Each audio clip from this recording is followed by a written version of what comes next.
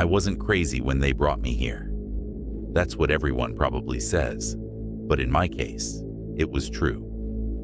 Mom and Dad called it a mental health retreat, like that somehow made it better. Really, they just couldn't handle that their perfect suburban life now included a son who sometimes stared into space during dinner and stopped playing football.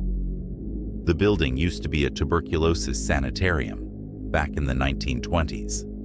You could tell by the wide hallways and the ceiling-high windows designed to let in healing sunlight. Now those windows were covered with mesh wire, and the sunlight that filtered through cast latticed shadows that crawled across the walls like spider webs. Dr. Henley said I was experiencing post-traumatic dissociation after the car accident, but I wasn't. I just needed time to process that my best friend didn't make it, and I did. Apparently, taking time to grieve isn't acceptable when you have AP exams coming up. The first week was monotonous. Group therapy, individual sessions, medication schedules. The other patients were actually sick. I could tell the difference. There was Alice, who saw people made of static, and Marcus, who wouldn't stop counting his steps. I just sat there, playing along, waiting for my parents to realize their mistake. That's when the humming started. At first, I thought it was the ancient heating system, a low, persistent drone that seemed to come from inside the walls. But it followed a pattern. 3 long hums, 2 short ones, pause, repeat. Like Morse code. If Morse code could make your teeth ache. Nobody else heard it. I didn't tell them I could. I'd seen enough movies to know that's exactly what a crazy person would do. Instead, I started mapping when and where the sound was strongest. It was loudest in the East Wing, where they kept the old hydrotherapy rooms locked up. One night, unable to sleep, I followed the humming. The night staff was used to my insomnia by now, and they mostly left me alone as long as I stayed in the approved areas. But I didn't. I waited until Linda, the night nurse, went for her coffee break, then used my plastic meal card to jimmy the East Wing door lock, a trick I'd learned from Marcus, of all people. The old hydrotherapy room was worse than I imagined. Rust-stained tubs lined the walls like ancient sarcophagi. The humming stopped the moment I entered, replaced by a silence so complete it felt like pressure against my eardrums. That's when I saw it for the first time.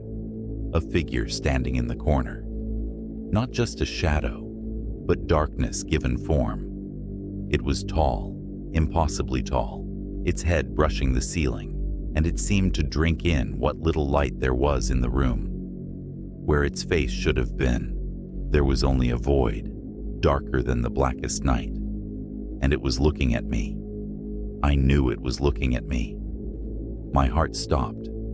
I wanted to run, but my feet wouldn't move. The figure took a step forward, a jerking, unnatural movement that made my stomach turn. Its limbs didn't bend right, like somebody had broken every joint and put them back together wrong. I finally managed to turn and run, slamming the door behind me. I sprinted back to my room, my heart threatening to burst from my chest. But as I lay in bed that night, trying to convince myself it wasn't real, I saw it again. A slice of that absolute darkness sliding past my doorway. That was 3 days ago. Now it's always there, lurking just at the edge of my vision. When I'm in group therapy, it stands in the hallway, watching through the window.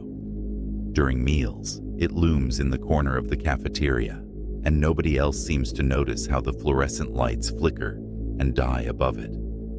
At night, I can hear it shuffling outside my door, its movements accompanied by that same horrible humming. Yesterday, during my session, Henley, it stood right behind her chair. I watched in horror as its impossibly long fingers reached around her, not quite touching, but getting closer every day. I tried to warn her, but the words wouldn't come out. The thing's featureless face seemed to ripple, and I swear I saw something like a smile appear, a tear in the darkness that went on forever. That night, the humming was louder than ever. The thing was in my room. I can see its feet, or what should be feet, sliding across the floor. They don't quite touch the ground. They don't quite exist. I'm not crazy. I wasn't crazy when I came here. But I'm starting to think that's exactly what it wants. To drive me mad. To make me one of the real patients. Every time I see it, it's closer.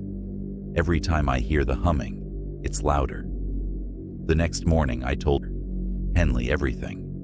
Not because I thought she'd believe me, but because I was too terrified not to. I expected her to increase my medication or move me to the secure ward. Instead, she listened quietly, taking notes. When I finished, she just looked at me for a long moment. Sometimes, she said, accepting what we see, even if others don't understand it, is the first step toward healing. Over the next 2 weeks, I forced myself to face each day, despite knowing it was there, watching. I participated in group sessions, even as it loomed in the doorway. I ate my meals, trying to ignore how it made the lights flicker. I did everything they asked of me, not as part of some plan to escape, but because I was desperate for any kind of normal routine to cling to. They released me after my 4th week, saying I'd shown remarkable progress in processing my trauma. Mom and Dad were relieved, thinking the treatment had worked. In a way, it had, just not how they imagined. The thing in the darkness never followed me home. Sometimes I wonder if it was real, if it was some manifestation of grief or guilt about surviving the accident. Other times, I'm certain it was as real as the walls of that old sanitarium. Either way, it taught me something important. Sometimes the bravest thing isn't fighting your demons.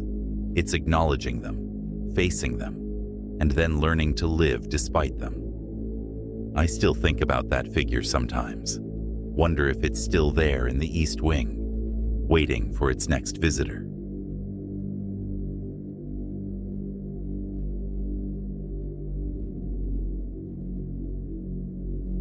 The last trip I ever took with my friends was supposed to be a celebration, a bachelorette weekend by the beach, at a beautiful remote Airbnb. But we never saw it coming, and I'll never forget what we brought back with us. I knew something felt off the second we arrived. The house sat at the edge of a rocky beach, the waves crashing just yards away. It was secluded, no other homes for miles. Exactly what Hannah, the bride-to-be, wanted. A peaceful private weekend, she said.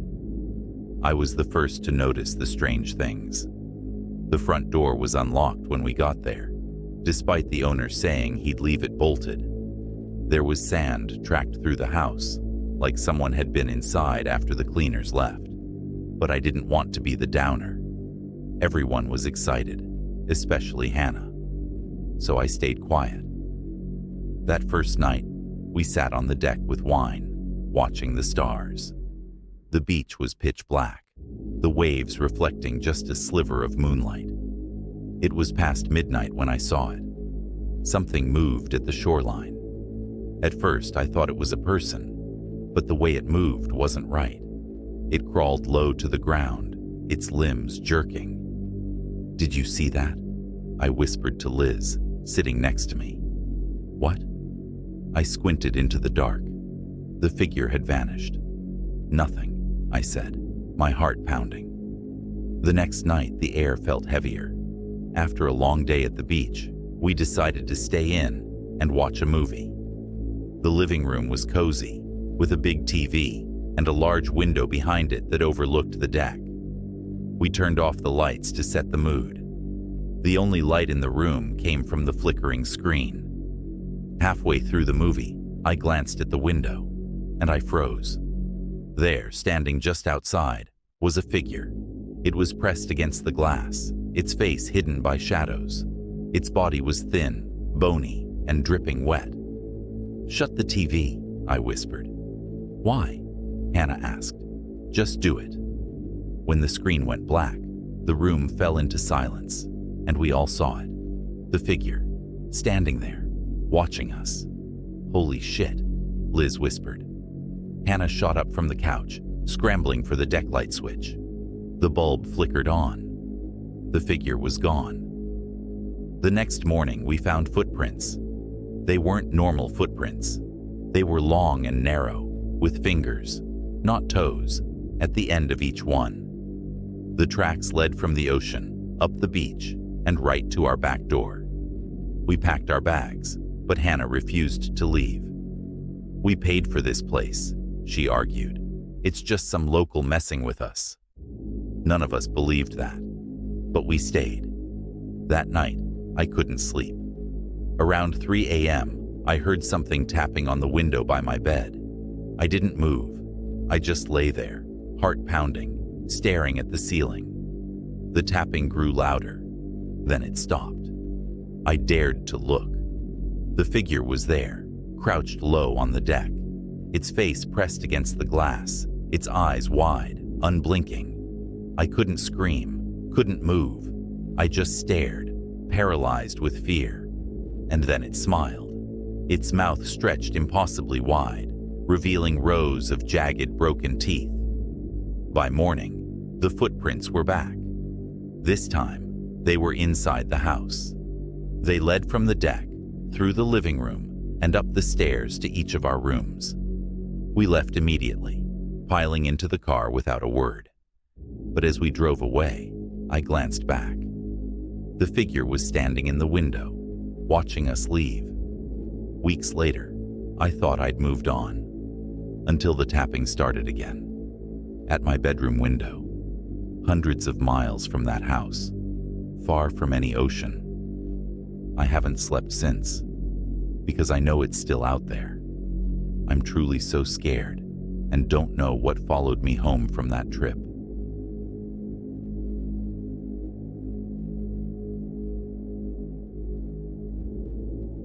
I always knew my landlord had a complicated past. Her name was Kathy. She was warm, friendly, and always brought me leftover baked goods when she made too much. I rented the small unit attached to her house, a cozy space with a separate entrance, close enough to feel like part of the family, but with enough privacy to do my own thing. When Kathy asked me to walk her dog, Zero, while she and her family went on a week-long holiday trip, I didn't hesitate to say yes. Zero was a sweet dog with floppy ears and big, soulful eyes. "Thanks so much," Kathy had said, handing me the key to her place. "We'll be back New Year's Eve. Zero loves you, and it's just easier if he's home instead of at a kennel." It sounded simple. A few days of feeding and walking Zero, then back to normal. The first few days were uneventful. I'd let myself into Kathy's house, call for Zero, and take him for a walk around the block. The house felt different when they were gone. Too quiet. Even with the Christmas decorations still up, it felt lifeless. On the fourth night, everything changed. It was around 9 p.m. The air was bitter cold, and a thin layer of frost coated the ground. I grabbed the key and let myself into Kathy's house. "Zero?" I called out. Silence. Usually Zero came bounding toward me, tail wagging. But tonight, nothing. I walked into the living room, the warm glow of Christmas lights casting shadows on the walls. The Christmas tree stood tall in the corner, ornaments glistening in the dim light. Then I heard it, a soft whimper. "Zero?" I followed the sound, rounding the corner into the kitchen. That's when I saw him. Zero was cowering in the corner, his ears flattened against his head, his body trembling. He looked terrified. "Hey buddy, what's wrong?" I whispered, kneeling down. That's when I noticed it, the faint sound of footsteps behind me. I froze. Slowly, I turned my head toward the living room. A man stepped out from behind the Christmas tree. He was tall, broad-shouldered, dressed in dark clothes. His face was partially obscured by a scarf, but his eyes were cold, empty. I had seconds to react. I bolted for the front door. I could hear him behind me, his heavy footsteps pounding against the hardwood floor. My hand fumbled with the lock. I yanked the door open and threw myself outside, slamming it shut behind me.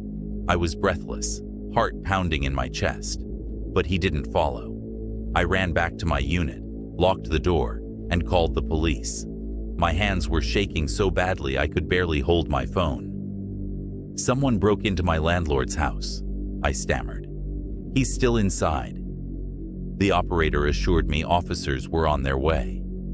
It didn't take long for the police to arrive. I watched from my window as they surrounded the house, guns drawn. The man didn't put up a fight. He walked out calmly, his hands in the air. I recognized him immediately. It was Kathy's ex-boyfriend, Mark. She had mentioned him before in passing. "We broke up months ago," she'd said. "He couldn't handle that I moved on." Apparently, he couldn't handle it at all. When the officers searched the house, they found a duffel bag stuffed with valuables, jewelry, electronics, even Christmas presents. He had planned to rob the place while the family was away. What scared me the most was what they found in his pocket: a knife.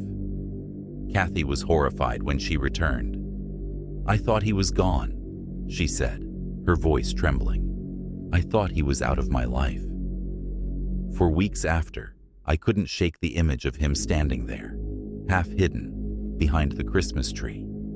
I'll never forget the look in Zero's eyes that night. He knew something was wrong before I did.